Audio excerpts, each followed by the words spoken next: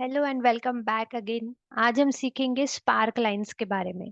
तो spark lines basically एक mini charts होते हैं, यानी कि जैसे हमने प्रीवियस लेसन में देखा था कि किस तरह एक्सेल में हम चार्ट्स का यूज कर सकते हैं जो हमारे डेटा को चार्ट फॉर्मेट में यानी ग्राफ के फॉर्मेट में रिप्रेजेंट कर देता है। वैसे ही अगर आपको यहाँ पर स्पार्क लाइन सीखनी है तो सपोज अभी हमारे पास ये डेटा है, हमने कुछ प्रोडक्ट के नेम्स लिखे हैं और किस मंथ में कितना सेल हुआ है वो लिखा है। तो स्पार्क लाइन के लिए आपको जहाँ पे भी स्पार्क लाइन इंसर्ट करनी है वहां पे आपको क्लिक करना है। क्लिक करने के बाद इंसर्ट टैब के अंदर हमारे पास स्पार्क लाइंस का ग्रुप दिया है यहाँ पे, जिसमें हमारे पास line, column and win and loss 3 types के स्पार्क लाइंस है। अब जैसे ही हमें स्पार्क लाइन इंसर्ट करनी है उधर हमें क्लिक करना है, फिर क्लिक करना है लाइन वाले ऑप्शन पे। डेटा रेंज हमें सिलेक्ट करना है यहाँ पे कि किस डेटा के लिए हम स्पार्क लाइन जो है वो क्रिएट कर रहे हैं। तो सपोज हम इस रो को सिलेक्ट करेंगे, ठीक है। हम इस तरह मल्टीपल रोज को सिलेक्ट नहीं कर सकते हैं। स्पार्क लाइन जो है वो एक ही रो के डेटा के बेसिस पे आपको लाइन चार्ट यहाँ पे क्रिएट करके देगा। तो जैसे कि मैंने एप्पल का हर एक मंथ का सेल सिलेक्ट किया है, यानी एक रो का डेटा बस आपको सिलेक्ट करना है। लोकेशन हमने ऑलरेडी सिलेक्ट किया है F3, तो वही लोकेशन यहाँ पे डिस्प्ले हो रहा है। अगर आप कहीं और लेना चाहते हो तो लोकेशन जो है वो बदल सकते हो, अदरवाइज इसे हम वैसे ही रखेंगे एंड क्लिक करेंगे ओके पे। अब जैसे ही हमने ओके बटन पे क्लिक किया तो हमारे पास एक लाइन आ चुकी है, ये स्पार्क लाइन है हमारे पास जो इस डेटा के ऊपर हमने क्रिएट की है। इसी को अगर आप चाहो तो ड्रैग भी कर सकते हो ताकि नेक्स्ट रो का डेटा भी आपके पास लाइन में कन्वर्ट होके आ जाएगा कुछ इस तरह से। So this are our spark line और ये एक ही सेल के अंदर इंसर्ट होती है, इसलिए इन्हें मिनी चार्ट कहा जाता है। अब जैसे ही आपने स्पार्क लाइन इंसर्ट किया है तो देखो हमारे पास यहाँ पे डिजाइन टैब आ चुका है। अगेन हम बाहर शीट पे क्लिक करेंगे तो वो ऑप्शन हमें दिखाई नहीं देगा। अगर हम इस लाइन पे क्लिक करेंगे तभी हमारे पास डिजाइन टैब आएगा, जिसमें हमारे पास टाइप्स के ऑप्शन दिए हैं। टाइप्स यानी जैसे कि हमने स्टार्टिंग में लाइन वाला टाइप सेलेक्ट किया था, अगर आप कॉलम में कन्वर्ट करना चाहो तो इसे कॉलम के फॉर्मेट में वो कन्वर्ट करके देगा। जैसे कि 53, 55, 57, फिर 50। तो कुछ अकॉर्डिंग इस तरह से कॉलम बन के आ गए। विन एंड लूज में अगर आप सिलेक्ट करोगे तो ये विन एंड लूज में कुछ इस तरह से देगा। अब ये देखो सभी इक्वल लाइन में ही दिखाई दे रहे हैं, मतलब अगर हम इसे एक भी करेंगे तो भी इसमें कुछ चेंजेस नहीं हो रहा है।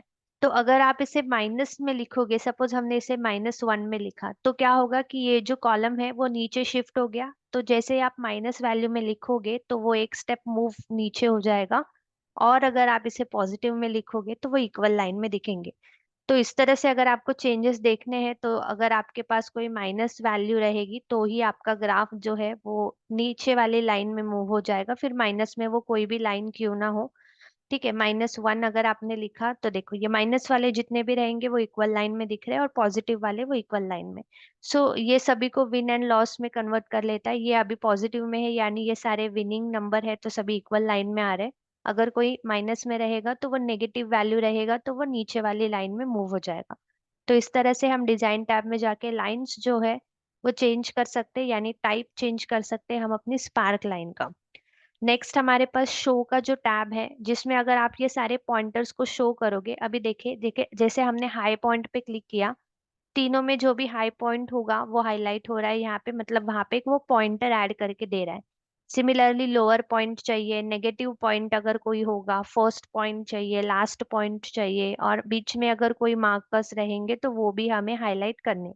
तो इस तरह से हमारे पास पॉइंटर आ गए। अब अगर हमें स्टाइल चेंज करना है लाइन का तो हम यहाँ से जो भी लाइन स्टाइल चाहे उसे सिलेक्ट करके ले सकते हैं। हमें खुद से भी चेंज करना है, लाइक स्पार्क लाइन कलर मुझे ऑरेंज कलर में चाहिए। मार्कर कलर में सपोज जो सबसे हाई पॉइंट है उसे अगर हम ग्रीन कलर में दिखाना चाहते हैं, जो सबसे लो पॉइंट है उसे मुझे रेड कलर में दिखाना है, जो फर्स्ट पॉइंट है उसे सपोज पर्पल कलर में दिखाना चाहते हैं, और जो लास्ट पॉइंट है उसे ब्लू में। तो हम मार्कर का जो कलर है वो वहां से चेंज करके ले सकते हैं। इसी के अलावा अगर आप इसे डिलीट भी करना चाहो तो देखो आप डायरेक्टली क्लिक करके डिलीट बटन प्रेस करोगे तो वो डिलीट नहीं होगा। तो हमारे पास ग्रुप का एक ऑप्शन है। अभी जैसे ही आप किसी भी एक स्पार्क लाइन पे क्लिक करते हो तो क्या हो रहा है कि सारे के सारे सिलेक्ट हो रहे हैं, क्योंकि ये सारे आपस में ग्रुप है। अनग्रुप करेंगे तो जिस पे हमने क्लिक किया होगा सिर्फ वही एक सिलेक्ट होगा। इस पे क्लिक करेंगे तो अभी ये दोनों भी ग्रुप में है, वापस इन्हें भी हम अनग्रुप करेंगे तो ये इंडिविजुअली सिलेक्ट होगा। अब ये तीनों स्पार्क लाइन अलग अलग हो चुकी है। अगर हम इन सबको साथ में सिलेक्ट करके ग्रुप पे क्लिक करेंगे तो वापस से ये तीनों जो है वो ग्रुप में कन्वर्ट हो जाएंगे। और अगर किसी स्पार्क लाइन को आप डिलीट भी करना चाहते हो तो क्लिक करके क्लियर ऑप्शन में जाना है। क्लियर सिलेक्टेड स्पार्क लाइन करेंगे तो जो हमने सिलेक्ट किया है वही डिलीट हो जाएगा।